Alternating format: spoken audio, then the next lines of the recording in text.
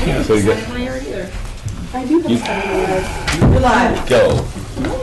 You had a sign right at the end of the drive. Okay, call the meeting to order. We need to do roll call. Who's taking over for Jim? I think Mike was. You want me to Otis Marsh? Here. Dave Kensiger? Here. Tom Stearns? Yeah. Chris Fry? Here. Mike Banks here. You have a quorum. All right. Good job. We have an approval of the previous meeting's minutes. I so moved. Second. second. All in favor? Aye. All right. Any amendments to the agenda for this meeting? Yeah. Okay, we're going to Yes, it'll be add an under, exception for a conditional use permit. and, well, it's a double whammy. It'll come under, I guess, new business. Okay, under new business. B, what's that? Maybe. 9B. Okay. Acceptance of rescheduling a public hearing for Eric Grunberg for the purpose of a conditional use permit to rebuild a net shed on single-family zone and a variance of the setback requirements for said net shed in a single-family zone. So it's a double permit for the same building, kind of. Conditional use for the net shed, variance for the setbacks. Do we have a motion to approve the agenda as amended? I so moved. Second. All in favor? Aye. Aye. Okay, I guess we open this up for a public hearing. We'll start with the severance and variance application. Do we have any public who wish to speak concerning that?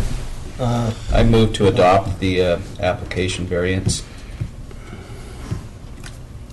We have to move it before we can put it on the floor for discussion. It's a public It's hearing. public No, public hearing. Yeah, we have to do that later. When you get to the That's- next step. Yeah. Down on So- first business. And on this Hold that one, thought.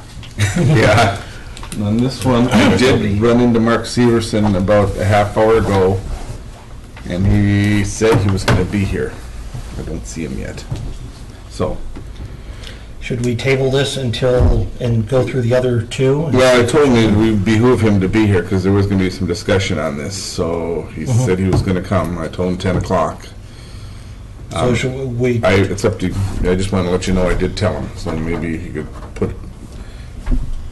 Well, I really would like to just get through this with him here, yeah. rather than, Well, I say let's do, Well, if let's there's- do Pops and Manish, and then we'll come back to him. and if he's not here. If he's then not here, we'll just keep going. That would be, Or is he here now? that would be him.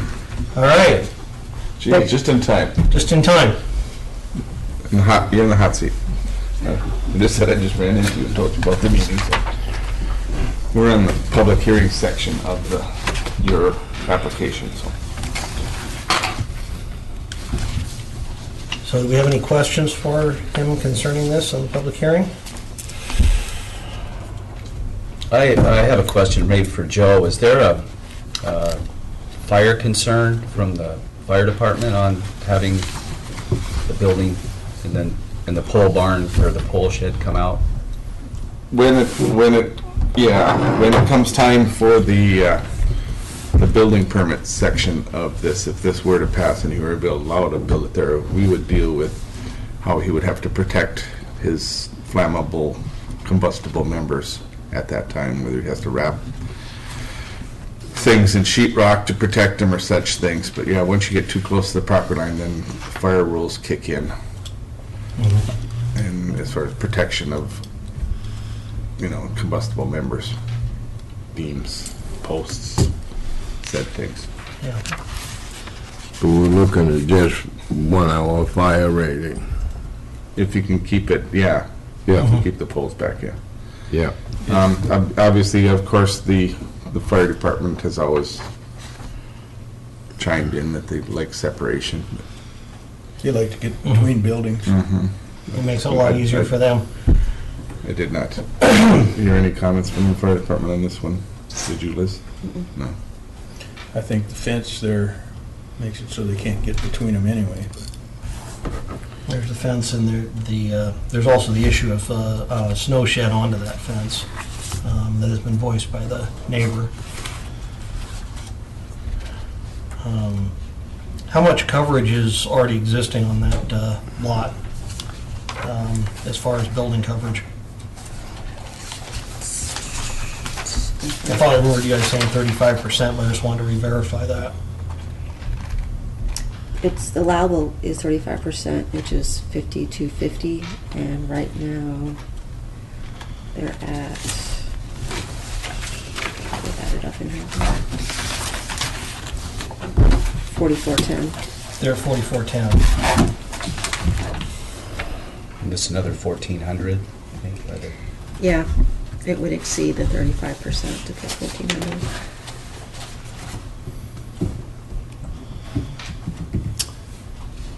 Chris? There's actually more on there.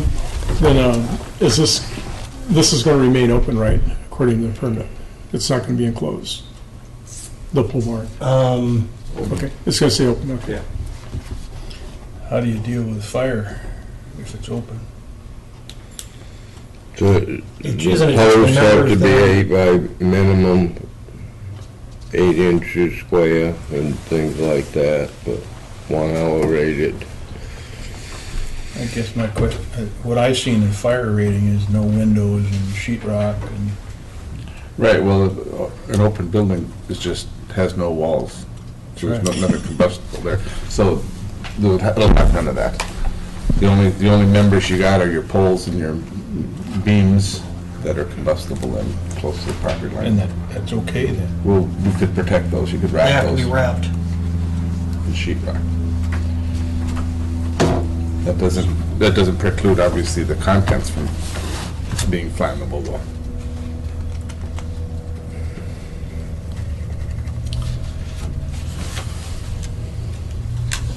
Chris? I had a question on the Weaver's comment about snow. I was going to ask Mark what his thoughts were on that. Snow stops. They were good. So Mark, basically, you're just, like from this photo, you're just trying to cover those nets up, Yeah, just get a little more protection. cover space over on the side. Actually, it wouldn't even be for nets, because it's not going to be high enough to get a net in there on a trailer. But all the buoy line and stuff like that, things we can pick up in and throw on the ground, basically. Just, How much distance do you have from the existing poles, the existing side of that, where the poles are to the fence at this time? right now, Yeah, I think it's about 20 feet. about 20 feet. I think I measured it, but that's close anyway. And the length of the building? Approximately. You have It says 70 40, here. 40 plus 30. Yeah, you have 70 It here. says 70, okay.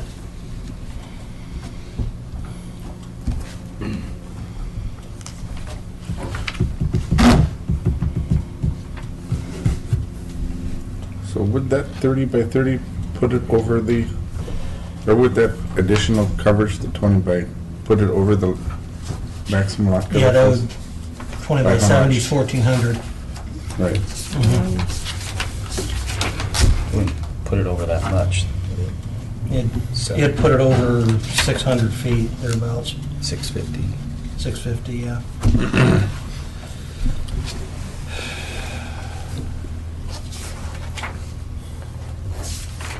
I guess there's one thing that bothers me. A few years ago, we were having a lot of this coming up. We thought maybe it'd be a good idea to change the zoning in that area. And I've never seen so much opposition to something ever in this town when we thought about changing the zoning on that street.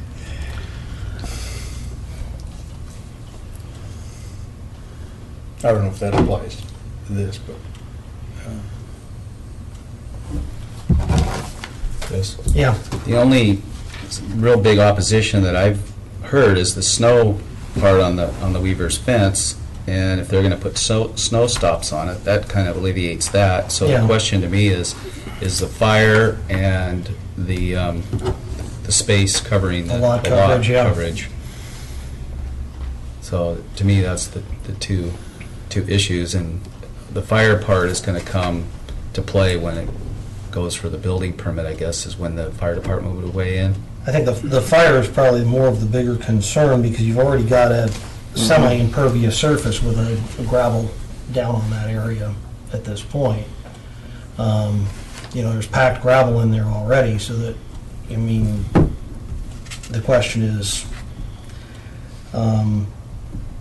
if allowing that coverage, or if it would be better to hold it back a little bit from the property line, which then alleviates the fire issues and not make it quite as wide, not make it 20-foot wide, but narrow it up some.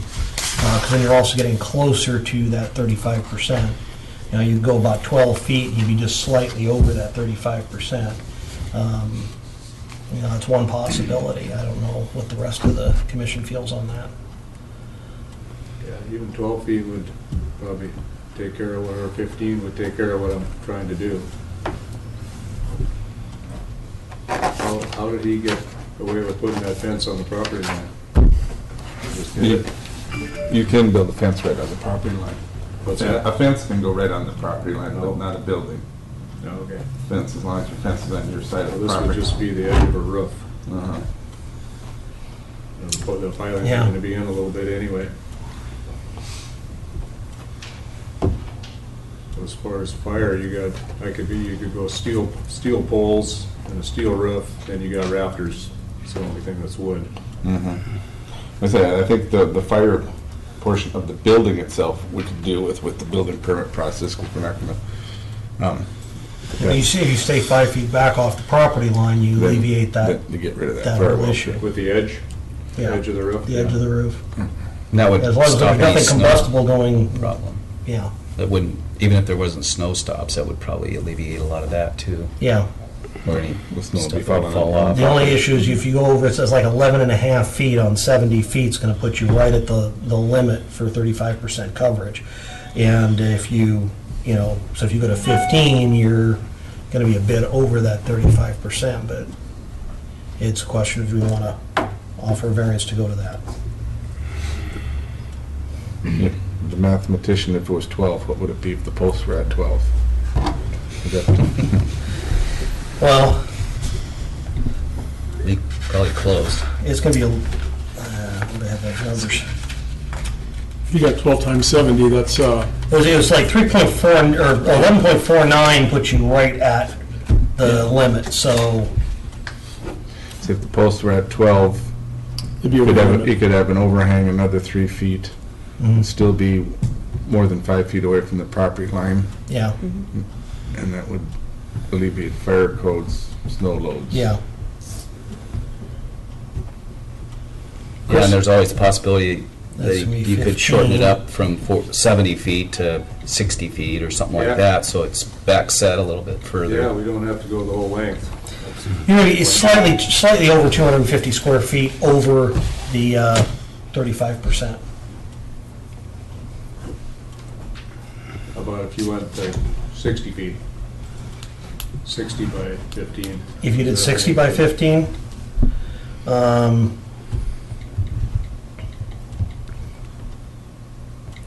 let's see, 900 It's square 60, feet. it's 60 feet. it's like you'd be 100 feet over. That's, I don't know, doesn't seem like a lot. Yeah, it's not a huge amount. I think staying back off the property line kind of alleviates a lot of problems if you kept it to that 5 feet off the property line.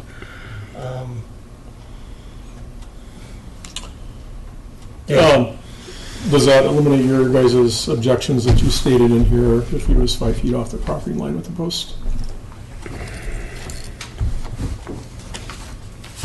the edge of the roof. I thought the edge of the roof was going to be 5 feet. Yeah, the edge of the roof has Edge to of the be roof, 5 sorry. feet. That would alleviate a lot of the fire issues. That would alleviate the fire issues and Yeah. the snow issue. And then, so then the only other issue that you guys had then was, of course, the lot coverage.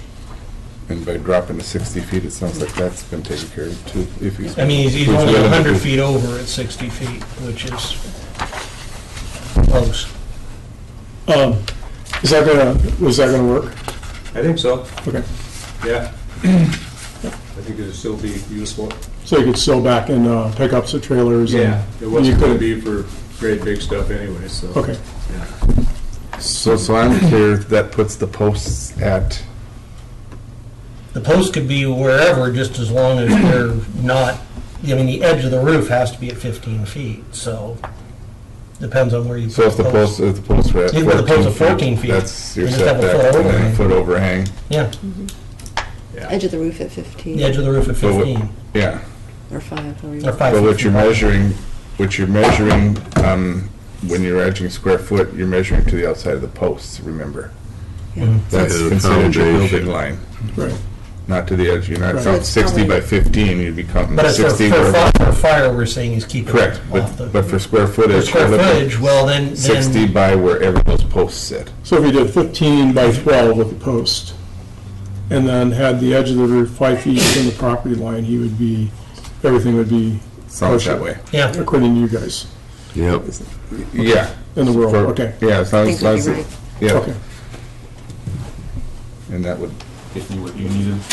And Yeah, no, that'll get work. away from all the sheet rock and fire. And that would probably alleviate the neighbor's problem too, with no snow dumping on their fence or property. I'd still put snow clips on there, but. Anyhow, okay, that, fine. Well, it sounds like Mark's willing to work with the building permit process as far as the dimensions and everything, and it sounds like it's a good thing to me. okay. So I move that we close the public hearing. I'll second. All in favor? Aye. Move to adopt the variance. Well, we have to do that. We have to do that Do that next. third on the, Hold that thought. Another- hold that, we gotta go through public hearings, the rest Yeah. of them before we can go. We're still, you gotta still stay be in We public. discussed it Being already. so Okay. efficient. Reopen, because you're still in public hearing for the other two also. Okay, let's open the public hearing for the POP conditional use application.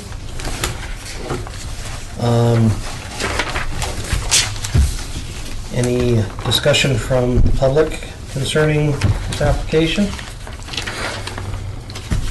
We just received the one note, it's on your packet, from Okay, Lois Hernandez, supporting it.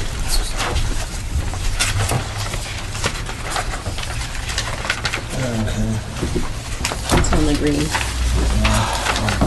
there it is. Mr. Chair? Yes, So that was the only comment we had that was in favor of that didn't have an objection from the is neighbors? there any objections or anything? Nobody else contacted you from any of the immediate neighbors? Okay. I drove by and looked at it this morning, and it looks like it's acceptable to me, especially with the way they've got their application set up. Does anybody else have any comments, discussion? I talked to one of the neighbors, and they said, no problem with us. Sounds like good economic development. Yeah.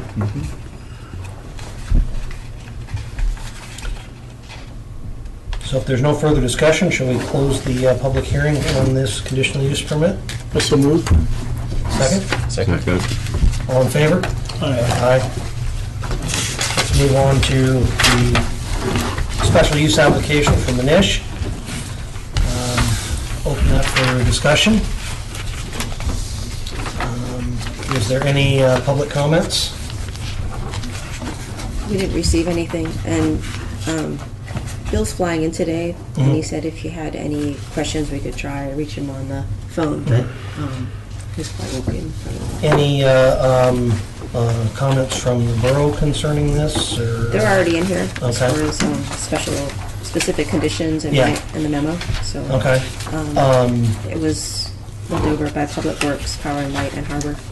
Nobody had anything that was crucial, that was a major problem with this? It's just so long as conditions were met? Okay. Yep. Any discussion I from guess- the commission? I guess the only thing I could see is sometimes we end up, I've seen it in the past where we've let people do things and it ends up where they're pushing snow, but I don't think there's any problem with that there either. Yeah, because it's right behind there is a private Tidelands lot, so I don't think we'd be pushing snow there anyway, so. Good. And I think if it was a concern of that, Carl would have stated his opinion when he got commented on it. Well, it's not always the city that's doing it, it's, Oh, Oh, Yeah. the state, yeah. this is true. Sorry. Dave, you have any comments on it? No, I mean, as long as Carl's okay with it. Yeah, I don't see that's any that's issues. the way I felt. If Carl was okay Yeah. with it, I thought it was, I mean, it's not, I mean, it's within all your codes, all the codes and ordinances, correct? Yeah. Yeah, okay. You guys didn't have any issues? No, he's just putting rock down as long as Okay. he gets clearance from the Army Corps and Yeah. stuff. That's, Okay. he's on, That right away isn't gonna lead, doesn't lead anywhere. Yeah, right. Yeah, that's kind of my observation. I So, didn't even need a permit, but whatever. Yeah. Sorry. so, I'll make a motion to close the public hearing. second? Second. All in favor? Aye. Okay, do we have any visitors' views related to agenda items? Do we have any visitors' views unrelated to agenda items? Okay, Is that where I would say something about what I'm here for? Sawmill issue? we'll get to that when we go down to new business. Do we want to have them comment now on that? as long as you're gonna, it's your call, as long as you're gonna let him I speak think during the. we can let them speak new during the business comment, section, new business section, they will, that'd be okay. fine. Then we can discuss it all at once. All right, is there any reports from staff members? no, I don't think so. I'll just remind you again that the comprehensive plan consultants, we rescheduled their visit, and they'll be here, I think they'll be here the 19th to the 23rd.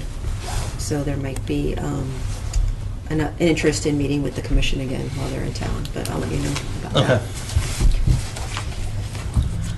Okay. Okay, let's go on to unfinished business. We need to, consideration of the variance application for Severinsen to extend the net shed to 0 feet from the property line. We've discussed that, changing that to 5 feet. Any discussion? So we're talking 5 feet with The edge of the the overhang, edge of the roof at 5 feet. At 5 feet.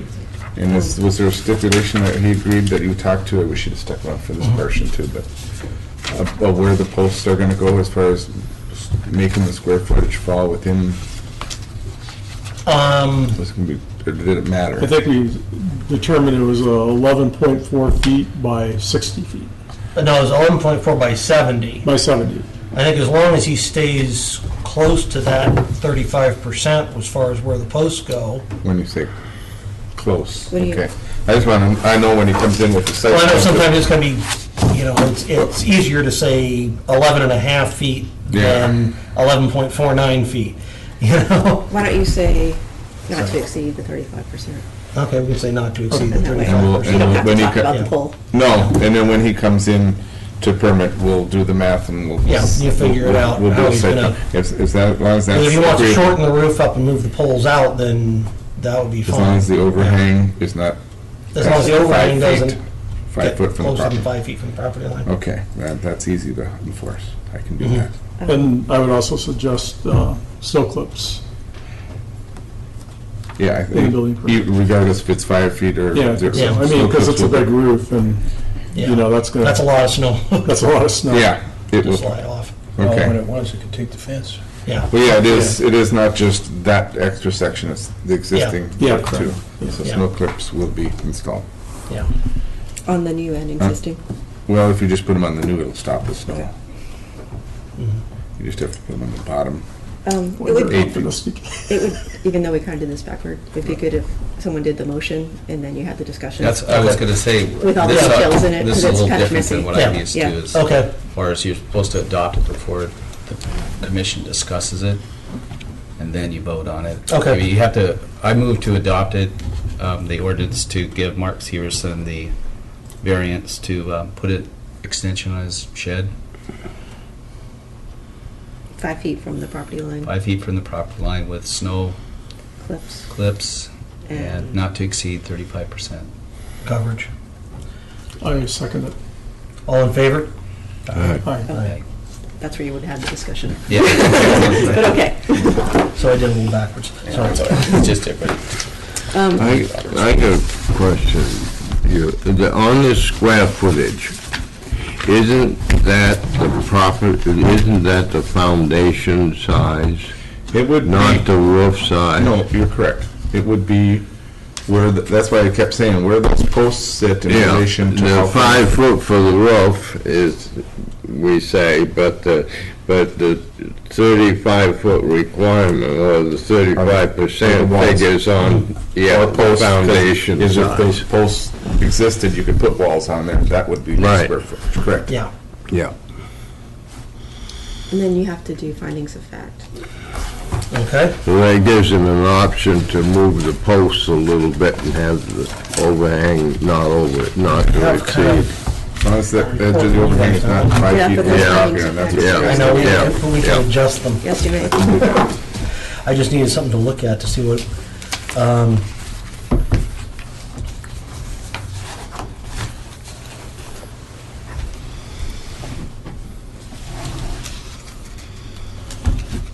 well, under the first one, because he's not exceeding the 35% and he's staying back 5 feet from the property line, there's no real exception to what That's allowed the- under code.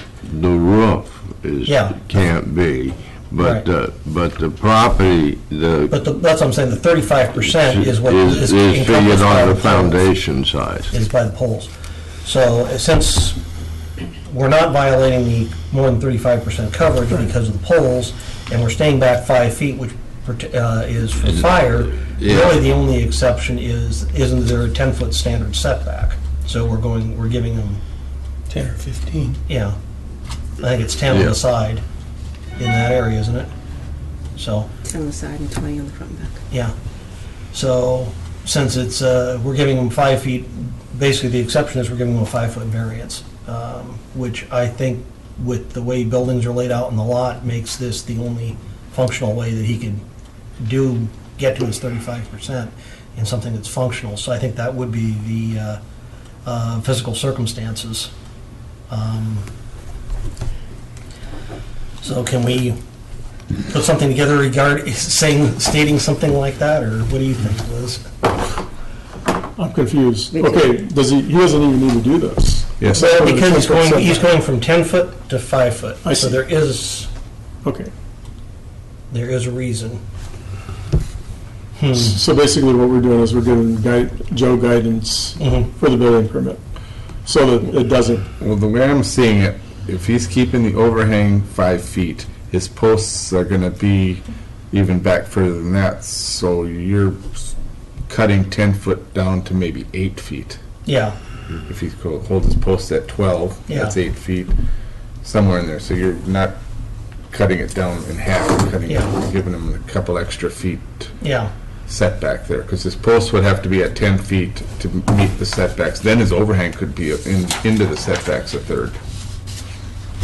yeah. But if the conditions you're asking is to put those posts at 12 feet, which means it's 8 foot from the property line, or if he puts it at 14 feet, he's 6 foot from the property line, so it's somewhere in that range, you're deviating from the 10-foot setback. Chris, I don't know how accurate the as-built is on this, but it looks like it's at an angle too, so Yeah. it might be different at the front of the building than at the back of the building. Which picture? That's not, That's not accurate, okay, I didn't think so. Yeah, this is that flyover pictures. Okay.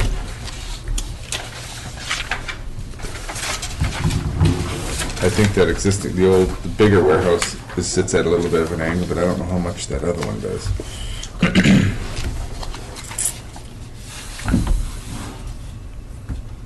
okay. So what do you want to do? So how are we going to phrase this for the physical circumstances that are applicable to this property, which do not apply generally to other properties in the same zone?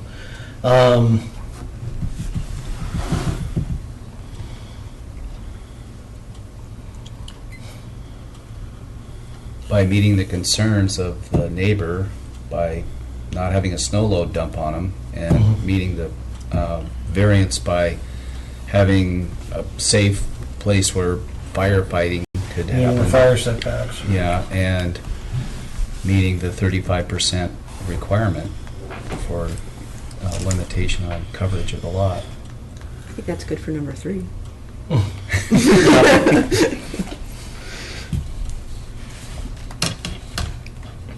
And I think the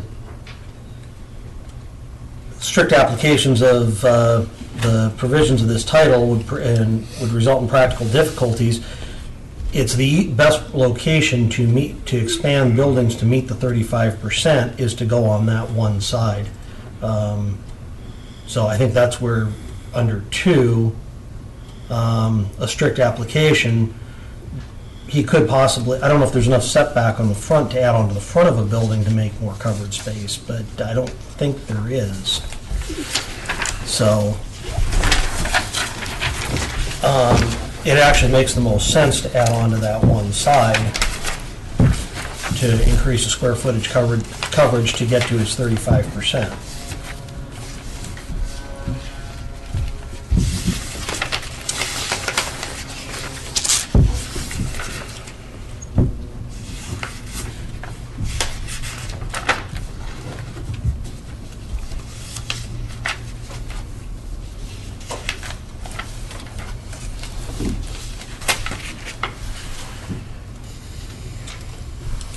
You guys need to vote on each one So, of these, yeah. just so you remember. Pick a number. So I'm just trying to figure out how we handle the first one. Has anybody got any suggestions? Because that's the one that's there really aren't any physical circumstances applicable to the property other than the way the buildings were put on the property. In the first place. In the first place. Because if they'd been positioned differently, it would make it much easier to meet that 35% coverage. However, they haven't been.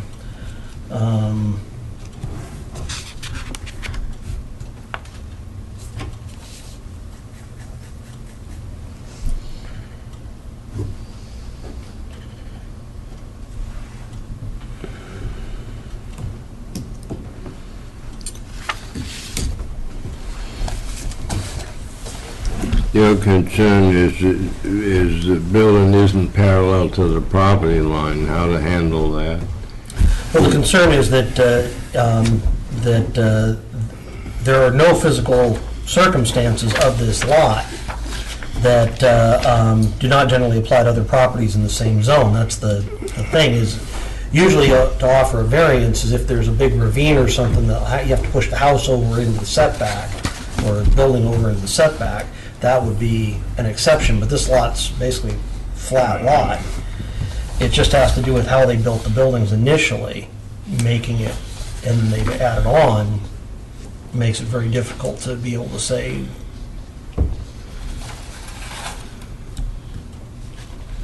Well, the intended purpose of what he wants to do with it doesn't fit anywhere else on the lot. Yeah. My way of seeing it. That's the only logical place to put net or buoy line storage. yeah. That's why he's doing it that way, from what I get. I mean, that's kind of what I come down to, is it's the most logical location on the lot to expand the building coverage. I think that's what you said for number 2. Yeah, I know. But I don't know how to phrase it for number 1, so if anybody's got some suggestions.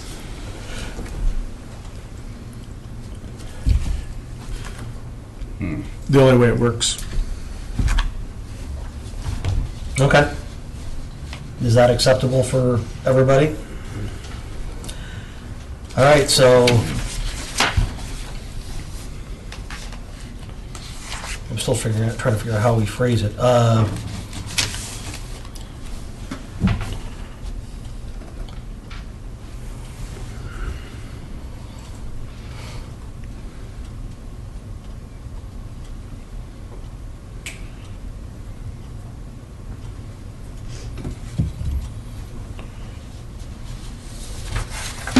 You know, wait, can you phrase it and then offer it as a motion? Yes, to expand the building, the only reasonable location on the lot to accomplish the need of Mr. Severson is to encroach upon the lot line, The setback. the setback, yeah. All in favor of number 1? Aye. Aye. Number 2, strict application of the provision of this title would result in practical difficulties or unnecessary hardships.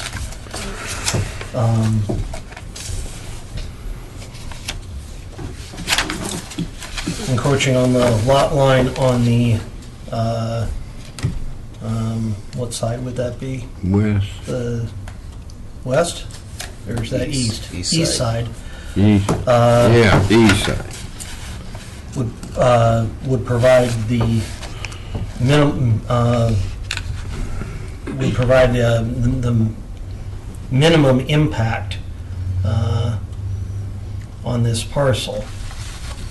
Is kind of what I was thinking.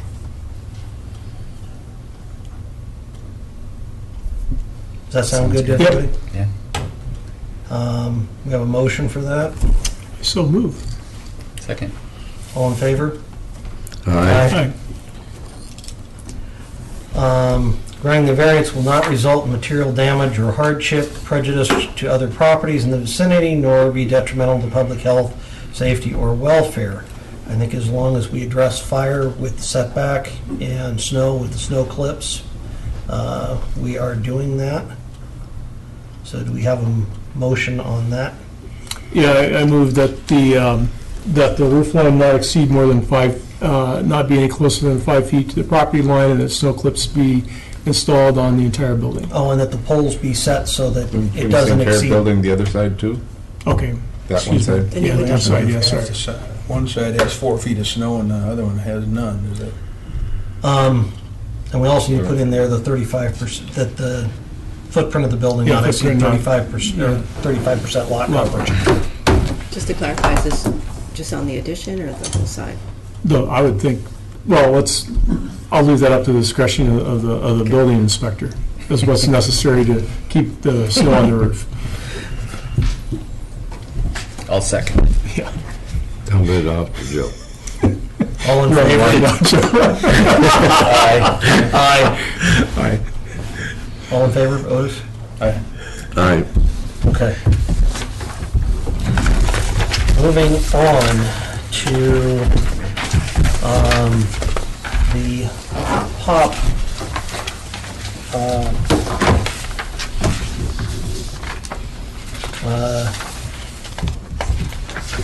Conditional use application.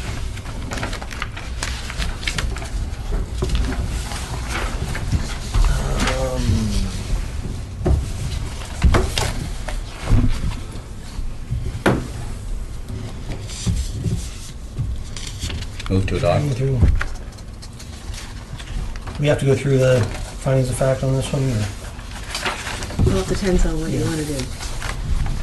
Well, you do, Yeah. but it depends on how you proceed. Well, do we, move to adopt? Do we have a second? I move to adopt. We have a motion. We already have a We already have a motion. motion. Okay, Second. sorry, I second. Sorry, Mike. All in favor? Wait, Aye. no. Oh, we gotta do the findings of fact? Discussion and then findings of fact. Okay. Discussion? I think it's a good thing, and there hasn't been any opposition to it, and it's a good business that the community needs, and I think there's no reason for us to deny it. Well, it's- The only comment I have is we may want to put some sideboards on it, because I've seen several businesses expand over and above what they thought they were going to do. And I don't know if we want to put anything in there like, I think there's already some limitations that only one client at a time, or, Unless you put the conditions Yeah. on the permit. okay, I thought, wasn't that already in the application? It's in the application, but you have to actually We have to put the actually put it in. conditions on the permit if Yeah. you want any conditions on the permit. like no more than 3 cars at a time, and Jill? Joe? Well, the limitations are, she has the parking. I went up there and looked at the lot. She has the parking. The square foot limitation as far as expansion is stipulated. She can't get any bigger than that, and the space she's occupying is well within those means. She can't hire another person If that's outside of those. written in there. Correct. That's part of the ordinance. Yeah, it's part of the ordinance, but as Liz was saying, if you want to put those conditions that they're, and even though it's stated, if you want to put the stipulations that can only be 2 cars besides the homeowners in the driveway at any given time, then that, you're going to have to put that in here with the conditions. You Okay. have to specify it. You have to specify, but other than that, I've come back and forth from the city shop a lot in my time, and that business used to be on 2nd Street there, and it was kind of a more difficult place to get in there because it was a shared driveway, and never once did I see cars parked on the road or out of the way, as far as so I think it's pretty safe as far as traffic. It's probably safer up in the neighborhood where it's going now than where it was backing out of that driveway, but you can put those conditions on it, but as far as growth and the size of it right now, when I went and looked at the area, there's plenty of parking for the 2 vehicles that the family owns, plus at least 2 more. All I'm saying is, in the past, there's been problems when we hadn't put these sideboards in the permit. So maybe we put a limitation of just 2 customers' vehicles, Or maximum of 2 customers. No employee, whatever. Well, the employees The are good all thing is covered in it the is code. already covered in the ordinance. You can employ 1 person outside of the house. Yeah. What exactly does that mean? They have to work outside the house? That doesn't live in the house. Oh, it doesn't live in the house, okay. They can't come in. Yeah. They have to hose the dogs out in the yard? Okay, well, I didn't know. Okay, so any further discussion on this, or do we want to adopt, say, with the limitation of no more than 2 customer vehicles? I'm not adamant that that's got to be in there. It was just a comment. So, Now, I have another question. When we do ordinances like this, do we ever do a look back? Is this forever? How does that work? It runs with the property once you adopt it, and the only way that you could change or revoke it is if they violate the conditions of the permit. Okay. If you're not putting any conditions on the permit, then we would look at violation of the ordinance. Violations of the ordinance, right. And then violations of the ordinance are easier to enforce than violations of the permit, correct? Yes and no. Yes and no? Yes Not and necessarily. You know, the square footage thing, would be, if it's all within the house, unless I went and did a physical inspection of the business, I couldn't tell if they were over 520 square foot just looking at the outside. Right, okay. The vehicle thing, if you put a stipulation on there, that might be enforceable, as long as I know which vehicles are theirs and which vehicles are customers. And things like that. And it's been, as far as the follow-up, there have been, I've seen and you'll see again probably later at this meeting, that there was a stipulation once that there'd be a follow-up within a year. But usually, unless there's a complaint, we don't usually follow up on these things. That was my only concern, would be the neighbors not be aware of what was happening and had missed all the public notices and everything, and then say, blah, blah, blah. But I'm not concerned about that. I'm just asking more for informational. Well, if you were to say 6 months follow-up on this conditional use permit to see if all the conditions are being met, we'd put that on my handy-dandy calendar and we could follow up. I would put it on his calendar. Yeah, somebody would put it on my calendar. Yeah, okay. And then we'd follow up. If not, we would just react Yeah, to a I'm not, complaint. yeah, no, I'm just, like I said, just informational.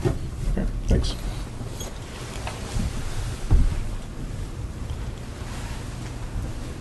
So I'll just make a motion that we just adopt it as it is. I mean, we don't need to put in a stipulation about the cars. We don't need to put in a stipulation about employees, since that's already in the ordinance. We don't have to put in a stipulation about the size of the business, since that's already in the ordinance, so Joe? But the stipulation that Otis brought up about the cars, that isn't in the That's not it, ordinance. okay, I If see. you wanted to put something special in there, you'd have to do it now. Also, I understand. when I think that would be the biggest impact to the neighbors would be, since there's off-street parking for, you said, 2 vehicles of least theirs. two besides and the two two they own. besides they own.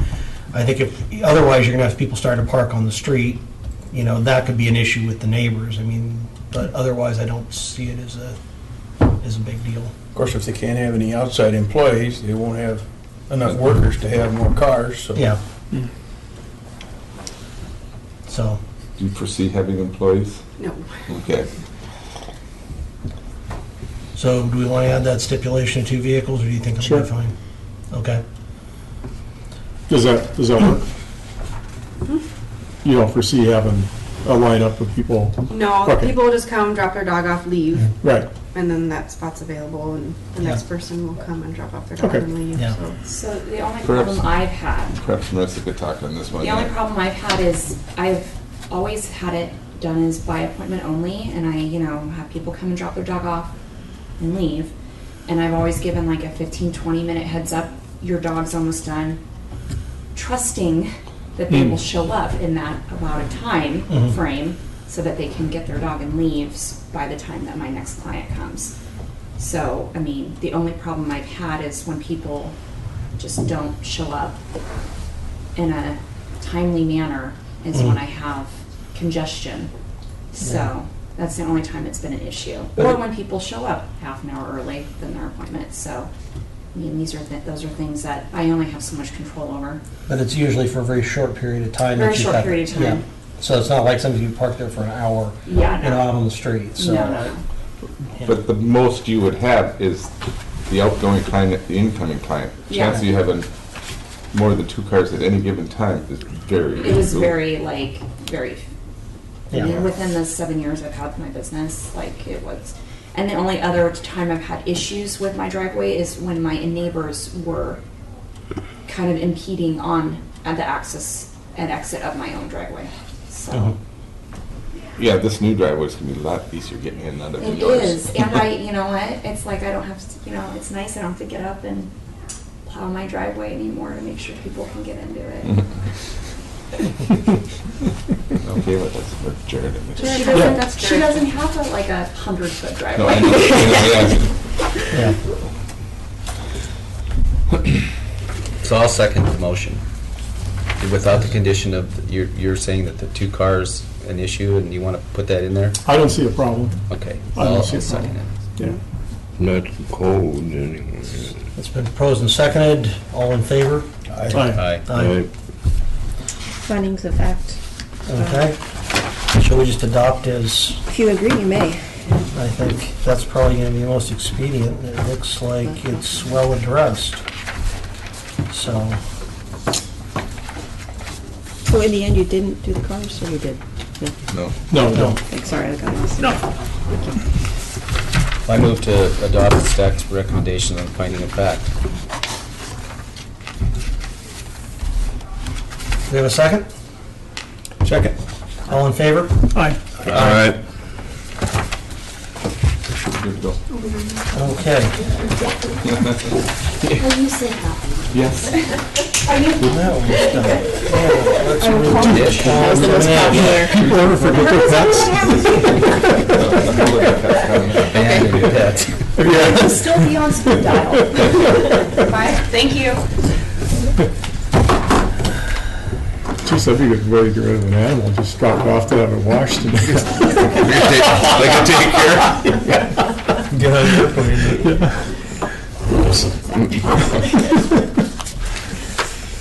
Okay, we're to the special use permit for Bill Manish. Move to adopt. Move to adopt. Do we have a second? I second. Discussion? I think since the Borough and Public Works have weighed in on it, it sounds like it's fine, so I propose we vote on it, unless somebody else has any discussion. All in favor? Aye. Aye. Okay, findings of fact on that one. Shall we approve as written. I move to adopt the planning and zoning staff recommendation for finding of fact. Second? Second? All in favor? Aye. Aye. Just so you know that it's a recommendation to the assembly, so they actually have to approve it still, so. Yeah. Okay. Yeah. Just out of curiosity, who owns that property that is being Right actioned? now, it's owned by Ted Smith, and Bill's in the process of purchasing it. So once he has the deed and has made the purchase, then we can, file the special use permit. What's he gonna put there? I think he's planning to put that fill and then fill behind, and just for storage, do some fill behind if he can get a core permit to fill. I think he's in the process of trying to obtain that. It's not gonna be another pier or anything? Not that I'm aware of, no. No. It could be. It could be, Yeah. but not that I'm aware of. Until he applies for the core permit, we don't know what he's gonna do with it. It's just it'll state in the core permit what his intended use is, and how much fill he's gonna put out there, or if he's gonna build any structure. But this permit is just for the. Just for the rock. Right, okay. In the right of way. It's not even for the fill, it's just to It's just use it. To use Just to use the right of way. Right. Use the right of way. Okay. Yeah, that was my understanding. Moving on to new business. We need to do a review on the Kissinger conditional use permit. Let's open that up for discussion. I might want Joe to give you Joe. the history on it. Give us the history What am I on this, doing? please. Oh, okay. Back in, as you read by my letter, a little history. Back when this was approved back in '08, there was a conditional use permit for a home occupation issued to the Kissingers on 11/5 of '08. You do have the application in, what the original application, what the stated intended use was, and how it came to be. At that meeting, then, the planning commission put the only stipulations they put on it is hours of operation, which was 8 to 4:30 Monday through Friday. They also said that there could be only a maximum of 20,000 square foot for non-personal use to be milled per year, and that motion passed. Now, as the complaint came in to the fact that the hours of operation were being met as far as the mill operation, there was a lot of other activity going on outside of the hours that could be construed as business operation noise. And the 20,000 board feet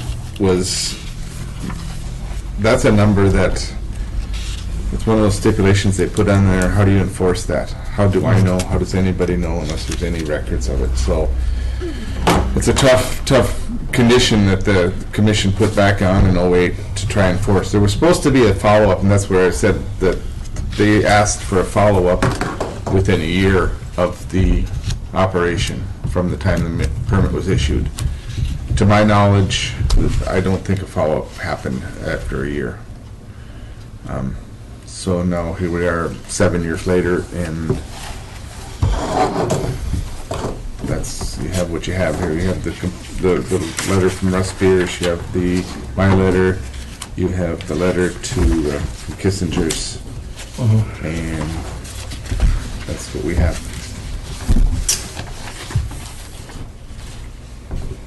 So, I don't understand the new city ordinance, the nuisance ordinance, but does that supersede this, or how does that play into all this? I don't know. That's a big gray area, isn't it? Well, it's new, but it's very general in how it describes a nuisance, basically anything that could affect people's quality of life and their ability to enjoy their property. There isn't anything specific to noise in the ordinance, but I suppose it could be applied in that definition.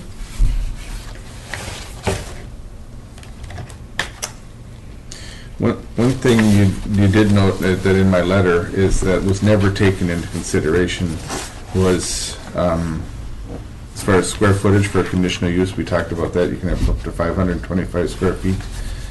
One thing that was never considered or whatever is if indeed the inventory on hand comes under business operations square footage. I mean, that's up to you. It obviously was never considered. Well, So- trying to run an operation of that type with putting that limitation on would be almost impossible. Correct. But I just reflect upon other home occupations that had inventory that was counted in. I think back of a fish processing business where all the garage full of styrofoam boxes was counted as their because it was part of their business, whereas it wasn't part of the, but it was storage and inventory. So we had to take that. A nursery business that all the areas where they had pallets and Soil and bark. bark and that stuff was taken into the square footage as long as it was on the property. So you're They talking kinda about put- the they raw kinda put the logs pallets- being there, just That's piled what, up? that's a question for you. I'm not answering it. Question for you, is that the inventory of the business or not? But that's, I just wrote that in the letter. There's an ordinance, a limitation of 525 square feet for a home Is occupation. that 525 square feet for, doesn't matter what the lot size is, or is that? Doesn't based on- matter. Doesn't matter. It usually goes in, and it's supposed to be so much, not A percentage. percentage of the house. Yeah. And really, we've historically never kind of calculated that out. We've always just let them have a maximum of 525, But it's a 525 max. unless they had a tiny house that was, only 200 square foot. Is there a difference with the classification, whether it's rural residential or whether it's, so there's no difference according to the city ordinance on that? And then my next question is, since we're talking about area that it occupies, does that, I mean, how do you, if you had a home occupation business and you had a vehicle that you use in the course of the business, would you count up the square footage of that vehicle too? I mean, where's the line drawn between outside storage and inside storage? I mean, that's what seems would come into play here. Or would it? What also makes it really hard to tell is that, in an operation like that, there are logs that are just for personal use wood sitting there, as well as logs that our customers would, and it's very difficult for you to tell whose is whose. I'm well aware of that, and I just brought that position up just for your review. Because historically, we've done it. That's all. Considering, I went up there and looked at the logs and everything, and the issue doesn't seem to be that at all for what the problems with the conditional use permit are with the opposition to it. So, although it is something that, may have been overlooked, I really don't see it as being an issue. Yeah. In this case, maybe some other cases, styrofoam, whatever. But that, to me, that's my own opinion. I just don't think that that's part of the issue. And I think the issue is the noise. Yeah. The only way to see the logs is to drive up the driveway onto the property. You can't see them from the neighbors. Yeah, and again, bringing that up, I didn't bring it up to make it an issue. I just wanted to historically say that that's just part of my I think the big issue is the noise, and I think, my on-site review. and having been up there and looked at the operation, I think probably the biggest issue of noise is the way the shed over the mill is constructed. Having a hard metal roof over the mill is actually reflecting the noise toward the neighbor. And if something could be done to dampen that noise, it would probably help the situation tremendously.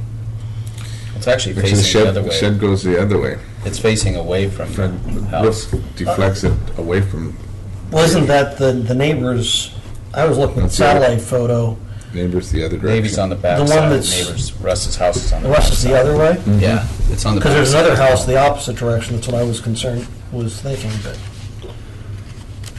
Yeah, But it's- anyway, I think if some noise dampening can be done, that might help the situation. So. so- Chris, could we hear from Russ and the Kissingers? Sure. Russ? Well, I had a whole spiel about the history of this, but since that's kind of been taken care of, I won't go into that. But I guess you might be wondering why I waited this long to comment on this when the permit was issued in 2008. And I guess at that time, I just kind of figured that you guys, or the commission had made the decision to issue the permit, and, you know, that was the decision, and I was kind of stuck with it. Then looking into the codes and for the city codes, I kind of decided that when the permit was issued, that it didn't really meet the conditions of a conditional use permit. And just looking at the codes, the commission will consider the suitability of the property, the characteristics of the surrounding property, and the economics and aesthetic effects of the proposed use upon the property and the neighboring property. The use will be permitted if it is harmony with the general purpose and intent of the title, and the use will be in keeping with the general authorized uses of the code in which it is to take place. The commission shall require the conditional user to take those steps necessary so that the permitted conditional use will not be offensive because of intruders and noxious noise. I don't believe that a commercial sawmill operation meets these requirements for the following reasons. The sawmill operation is not consistent with the general purposes of the use authorized in a rural residential area.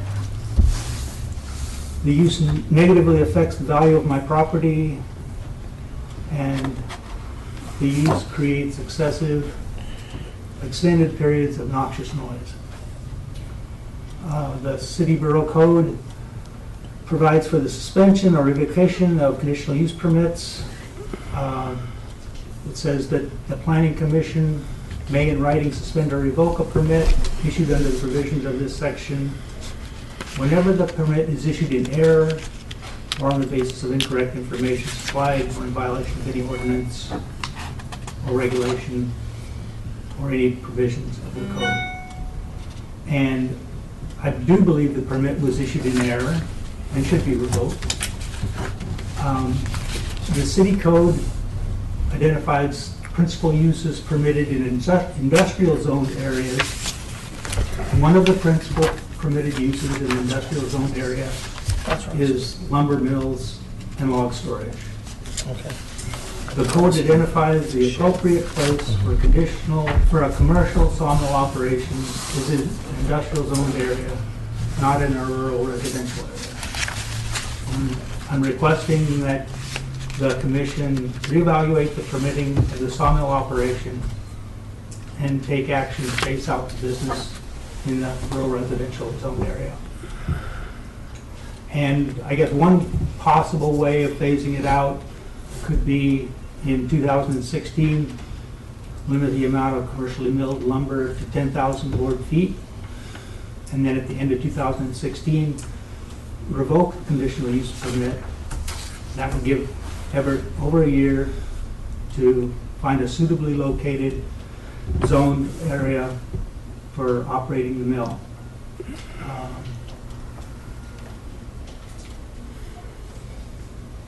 I just don't believe that a commercial operation like a sawmill is appropriate in a rural residential area. It's about 200 feet from my house. And I've heard comments about, well, it could be, something could be done to the operation, somehow enclose it or something like that. I really don't see that as a legitimate option. I can't imagine how that would work, to put all of that inside of an enclosed building that would reduce the noise that much. I've had folks at my property say they wouldn't want to live next door to a sawmill in that situation and listen to that noise.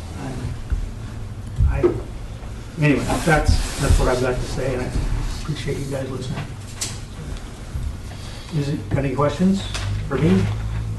So is there anything that could be done to mitigate the noise problem that you could see being done? Well, I thought about that, and I don't know. I think one thing that I thought about is, no matter whether the use is commercial or non-commercial, the noise is the same. And I figured, what is reasonable to expect in a rural residential area is somebody operating a chainsaw, weed whacker, lawnmower for a couple hours a week. To me, that's reasonable in a rural residential area. And so whether it's commercial or non-commercial, if the noise only happened for a couple hours a week, that would be what I would expect in a rural residential area. I don't know how else, by moving the sawmill or trying to reconstruct the configuration of the building, I don't see how that would alleviate the noise problem. Dave? Could we hear from the Kissingers? Certainly. Did you get our response? Yes, we did. We've got that right here. Yeah, a lot of this was gone over before. I mean, Right. Yeah, well, I mean, it's before our time. Yeah.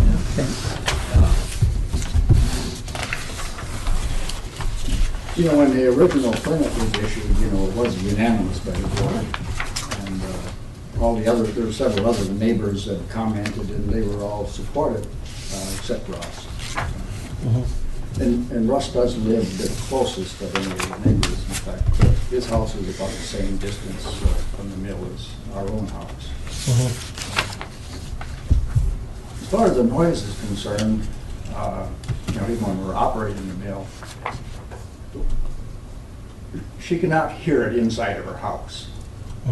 She cannot tell whether I'm milling or not. If you go to the other side of the house, of course you can hear. A couple of you have operated similar mills. So I don't feel that it's offensive. Russ differs, but and one of the reasons, it's a small operation.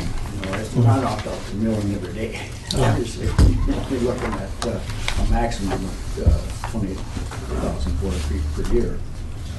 And we keep all our invoices, everything. We can prove to you that we haven't done more than that in a year.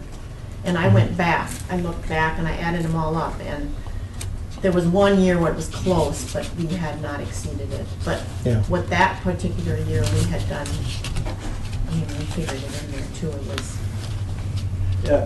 I might add, that we've milled for non-business purposes. Milled quite a bit for my son-in-laws and also for myself, and I've also followed these conditions. However, within that, just not to irritate Russ anymore if necessary. So, if there's anything else we could do, and I've asked him several times, is there anything else we could do? I've even offered at times to move the mill over to the other side of the property, which would be twice as far from his house, but he didn't think that would make any difference to him. The permit was issued. We've been operating under those conditions for 8 years, and we just want to continue. Mr. Chair, I'd also like to make a note of the commission that I have purchased that Everett did know quite a bit of lumber for me. I can't remember what it was, so I'm familiar with the operations, so. I don't know, I probably got a couple thousand board feet from you, something like that. Yeah, I don't know when it was, so. A few years back, right? Yeah, it's quite a few years ago, right? I'd also like to say that there's, right now, there's quite a few logs there, and some of them are ours, but, and when you look at it, I'm sure it is more than the 20,000, but he's not gonna be doing that in the next month or two. In fact, usually in the winter, he doesn't do much milling. And Russ sat at our kitchen table a couple weeks ago, and we asked him what we could do, and he didn't want us to do anything. He just wants it gone. I mean, that's a quote. And I feel bad about that. I don't want to fight with my neighbors. Never did. There seems to be a question on the amount of logs. He had a permit to not to exceed 20,000 board feet. When most of the logs, I'm assuming that he gets are subsistence logs for other people. Yeah. Well, there would be a record of that, and those logs normally are identified by color painting blue or purple or something on the ends of the logs to be able to move them to the mill. So it wouldn't be hard for somebody to look and see, you know, if they were subsistence, who they belong to, because they'd be numbered in the color. And the Forest Service has records of that. So I don't see that. Yeah, I don't, you know, and if he says that that he hasn't milled over 20,000 board feet, that's what the variance that he got said to do. But I can also understand the problem that he has, you know, that in that zone. It could have been a mistake in decisions that made. I don't know if Otis was involved in that when the decision was made to grant that variance, or any discussion. If it is, I'd like to hear it, if you recall anything. I was on the board then, but I don't think I was at the meeting that day. I was? I think you were. Okay. I was reading these notes. I'm sorry. Where I got that impression that maybe I wasn't there, because some of it I hadn't heard. But I probably would have approved it at that time. It sounded okay. I guess the only thing I can say is that I sometimes wonder about what's the difference in zoning between rural residential, rural residential and just single family. Is it? Size of the lots and setbacks. Yeah, so what's the difference? I mean, as far as noise goes. Not really none. I just know that we, on a couple of occasions, have done some construction work and made a lot of noise, and sometimes worked past midnight, and after 2 nights of that, the cops came and said, hey, you're done. I know, but we have the time restriction. Yeah. Yeah, that's the Yeah. reason. Yeah, well, so did we, apparently. We didn't know it when we started. Yeah, there's a time limit in what their permit had to operate. I think Uniform Building Code, I think 20 decibels is where it breaks, that he need hearing protection, but I don't know how many feet that is from where it's being created, but I do remember that somewhere around 20 decibels. It's just kind of irrelevant here that. Yeah, I just, you know, I wish they would have put a conditional use criteria on the apartments across the street from my house, because there's noise in the middle of the night all the time. You know, it's just what it is, and noise is noise, and I think that if they're following the criteria of the permit for conditional use noise constrictions in the time period, I mean, I don't know. I don't think it's... And the 20,000 board foot limitation does not allow a lot of, milling time. That's not a huge amount. You could, with one of those mills, you can crank through a lot more wood than that if you were running 8 hours a day, business hours. So that's quite a constraint already on the business. I don't see that that it should be making that big of an impact. As far as the chainsaw and probably the backhoe or whatever, move the logs around, that'd be something that you might take into consideration for not doing or whatever on the weekends or whatever. But I don't know. I've never been out there. And as far as the noise at the mill, I have one just like it, and they're not that loud. And but I know it's just a noise. And being in a noisy spot myself, I can relate to it because I have traffic and people in the middle of the night yelling at each other, and it's just noise, and it's. I think as long as he's staying to the conditions that are set forth in the permit, I don't really see a problem. So. Can I say something? Yes. I'll admit, Everett's been pretty darn good about staying within the conditions of the permit. There's been probably a few times that some other types of, sawmill or chainsaw or excavator use has happened outside those hours, but for the most part, it's been within those hours. And that's not really, to me, that's not the crux of the issue. It's the conditions that are supposed to be part of a conditional use permit, I don't believe are being met. And that's, the aesthetics of it,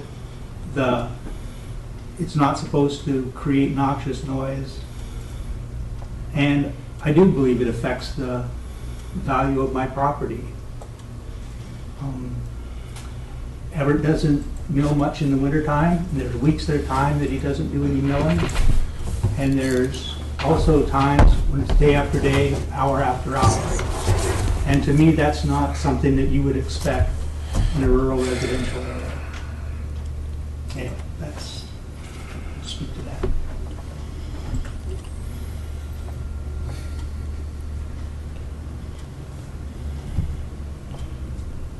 Any other comments on the commission? I do sympathize with Russ and the noise. I don't know if there's, is there any place on your property where you could move? We could move it. We could move move the it on mill? the other side. That, I know noise sometimes, proximity Would that affect is. another neighbor over there? It might. It might. I'll have to check that out. But that's your daughter, Well, Mike and Cheryl own that other property there now too, so. right? But Maybe you could put it on their property. And, Have you- and Mike Lombardo too is there. I mean, to me, either, it seems like the simple solution would be to move it somewhere where it's not as offensive to Russ. The farther you get away, the less noise it's going to make. And I think maybe some noise dampening in the shed might help. Even just some fiberglass insulation with some screen over it to absorb some of that sound so it's not... You mean like up in the roof or something? Yeah. Yeah, or you could even use, even that blue foam board, Yeah. that's good. Anything with mass will Yeah. dampen noise. And as long as you have it facing, because it's basically an open shed, so. Yeah. But it's something that anytime you get that metal moving, it's going to amplify Yeah, the right. noise, and if you could dampen that down some, I think that would. I'd be willing to do that if Yeah. that solves the problem. Well, it's, If it doesn't Yeah. solve the problem with Russ, Yeah. there's no sense of doing it. Yeah. Or I don't know how big your lot is, and I know it's kind of constrained because it goes up a big hill, and I know you can't put it down at the bottom of the hill. That'd be Yeah, something ideal like down there, that. but you It's probably big. don't have enough It's land big. down there to do that, no. So- But if you moved it over here, then he's closer to this neighbor. That's, yeah, nobody lives there yet. Yeah. That's where it changes. Yeah, I just did a screenshot of it, so it's not, you can't scroll around on it. That's where the mill. The mill's right here. That's. That's And that's Russ's. Russ's there, and this is their house there. Right. Right, what if you, The mill, the shed faces this direction, Yeah, so it's right. open on this side and closed on the back. To review and- I think if there was some dampening, that would help, knock some of the sound down, because then the shed actually acts as a sound block Okay, I'll- to Russ. we'll have to do that. and that's the trailer, right? Yeah, that's where Richie is, his Where Richie's, Mhm. what if you moved the, I guess that's what I was wondering, if you moved it all the way over to the, But that could create an that- issue with somebody who's in that trailer there. That's the only question. I think that trailer's supposed to be, It's gone. it's gone, yeah. Mhm. It's just a little storage. shed. the- Storage area Yeah. stuff. Who owns that property now? Mike and Cheryl File. Okay. That Would that it, was a whole nother saga. Yeah, would that create a, That was another conditional use permit, right. For years and years. 20 years.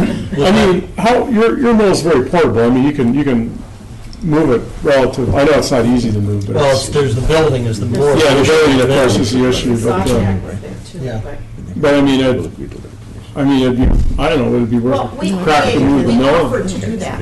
Yeah, We offered to do that. We told them we can move it, we can put it over on the other side of the property. Is if they thought it was wrong. That was even discussed Yeah, So that's the. 8 years ago, the pink one there. when we had this meeting that issued the permit. That's right. We talked about moving it at that time. So they can appeal, they could appeal. Russ didn't figure that would make any difference to him. Mhm. So it wasn't. I might add, the reason that the Monday through Friday, even no holidays, Mhm. and it's 8:30 actually, rather than 8 Yeah. to 4:30 was, Russ works full-time. He's not there most of that time, unless he's on leave or something. I mean, that was the reason, I think, that we probably Yeah. avoided a lot of the problems.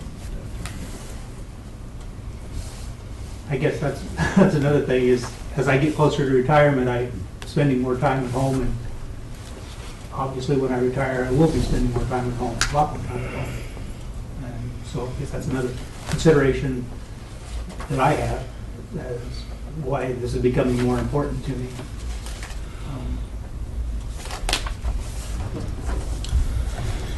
Well, maybe this would be something that if the noise was like brought down to a level where you couldn't hear it, or very little noise when you were at home, and if you couldn't hear it in your house, maybe it's something that the commission could come back and look at in a year or 2 or 3, or depending on what the commission feels like, and just evaluate it again to see if it's better or worse or whatever.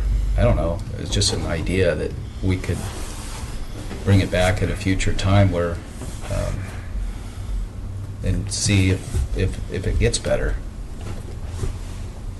Tom. Yeah, I'm looking and listening here, and I had some ideas. I think, well, I can understand the noise problem, and I can understand the use for the mill, and it appears that the use for the mill is in compliance with the thing. If, I think to mitigate things, if he was willing to move, the mill to the other side, the lot, I think that could be a workable situation. And then the hours seem to be complied with, and it would help relieve the pressure between the two properties. And also, I'd add that the conditional use permit, if the property is sold, then that permit doesn't go with the property. It does go with the Yeah, it property. does go with the property. We Hmm. can't, we, do that. It goes unless with the we property. revoke it, we can't, it goes with the property. It goes with the property. It does. That property will have a conditional use permit for a mill.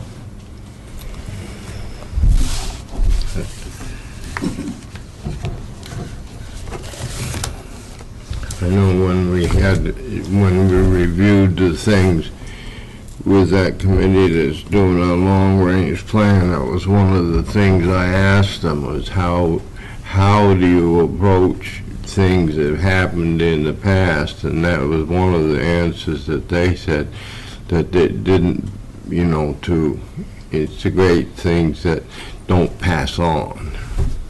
Well, you could put that as a condition, Yeah, but But this is an existing conditional but this use permit doesn't have that condition, right, so it would pass on. yeah. And my understanding is it's rather hard for us to revoke a conditional use permit. I mean, we have to, even if we wanted to. Russ read you Yeah. pretty much the Yeah, right, you the can do it ordinance. next, okay. Yeah, so So that would be, we'd have to find a finding that, the ideal situation would be to find a piece of property that, a different piece of property, put the mill and everything on. That would be the ideal solution, but, You couldn't come home for lunch. yeah. Yeah. But, Coffee. Rezone it. yeah, just, We've considered that. yeah, But, to develop another piece of property, Yeah. you're looking at a very considerable investment. sure, yes, I understand. I'm just about 70 years old. I Right. don't expect to be doing this that much. Well, that's my next question. I was going to ask David to broach that one. I'll never recoup any of that. No, I understand. That was kind of the elephant in the room that I was going to point out.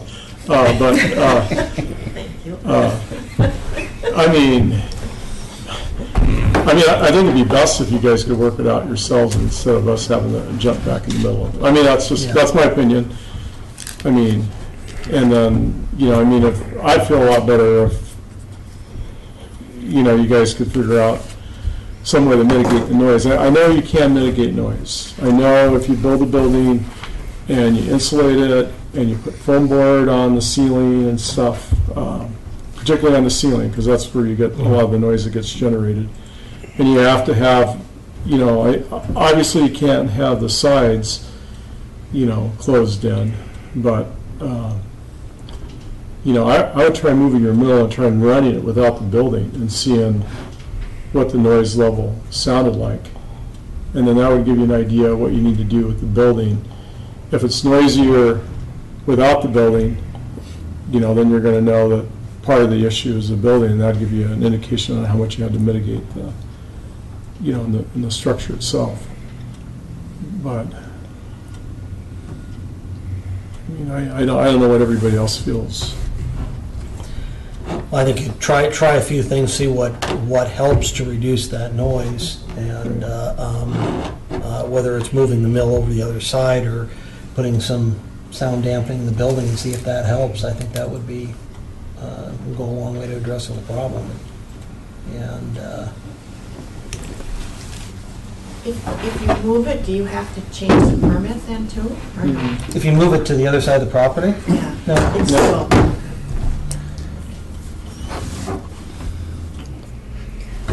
I don't know if you want to make a motion to review and then vote on that, because then, once you take action, or if you want to do something where you're going to review it again in a year or something, but I think your decision to take action or not take action is,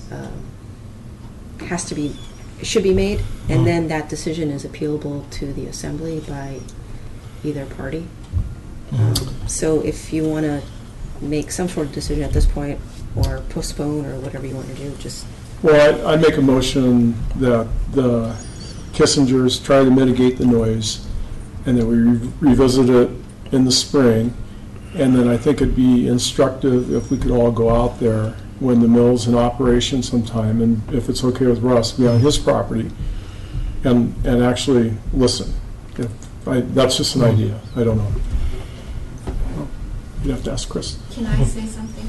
Yes? I think this spring is too soon, because if we Yeah. have snow on that, he won't mill. And you won't mill until, that's what I was thinking, is it'd probably be better to wait till the end of summer. So you want to, So like a year, because then you've got a whole year okay, then, cycle. all right, then I'll make a motion that the consent reviewers attempt to mitigate the noise by moving the mill and/or insulating the building, and that we revisit, that we have an actual site visit where we go out. I don't know if there's any way to even measure noise. There is. You can get a decibel meter for these Yeah, things, right. pretty cheap, Right. or free. Yeah, so maybe that'd be a good deal to do, would be to, be inside Russ's house, measure the noise level inside his house. Now. It's not only inside. And outside. Well, Oh, inside and outside. Inside and outside, and then see if by moving the mill that reduces the noise. Maybe I'll reduce it enough to the point where it's better. I know it's not going to be 100%, but I mean that's just an idea. I'll second it. All in favor? Aye. Aye.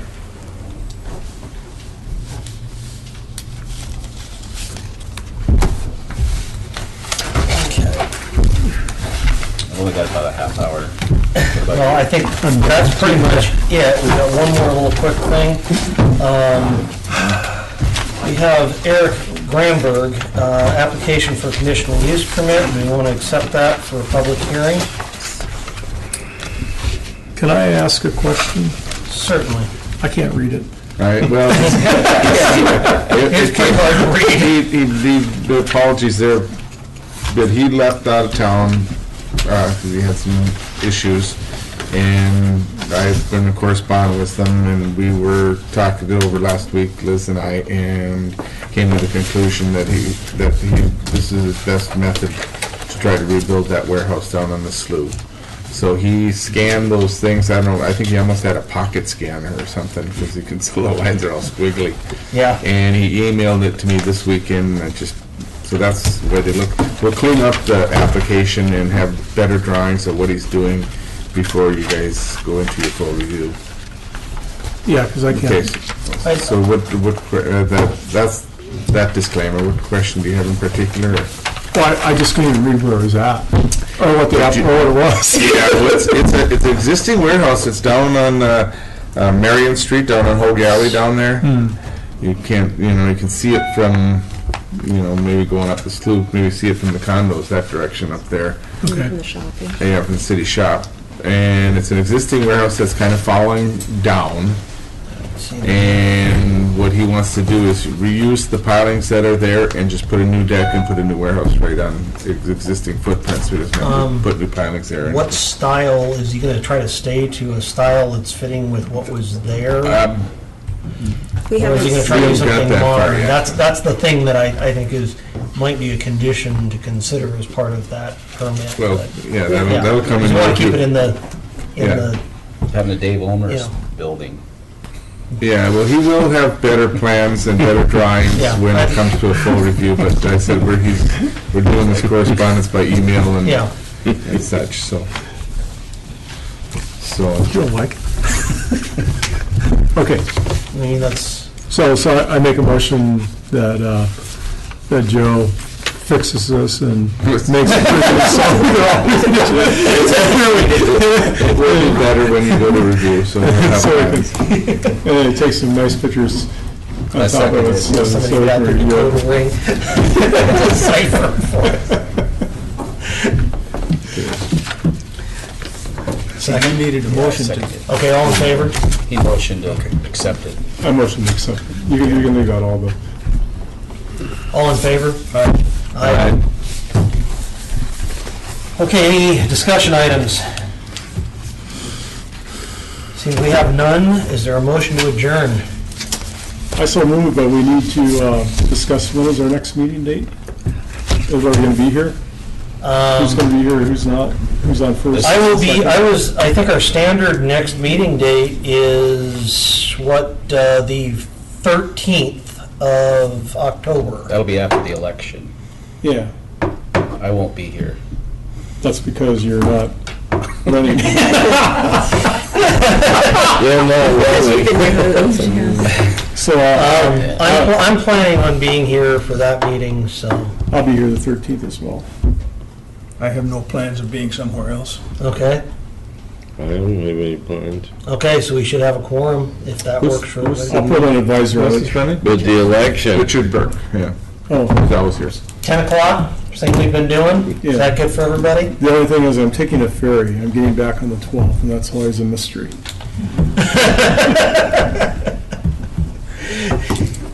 Are you saying the ferry might not run? Or it might I break did. down somewhere? I might decide to go to Hawaii, you know? Gary's less reliable than the jet. Oh, yeah. take a steering cylinder and head for Hawaii. We have a motion to adjourn. I make a motion. So moved. Second. Second. All in favor? Yes. Aye.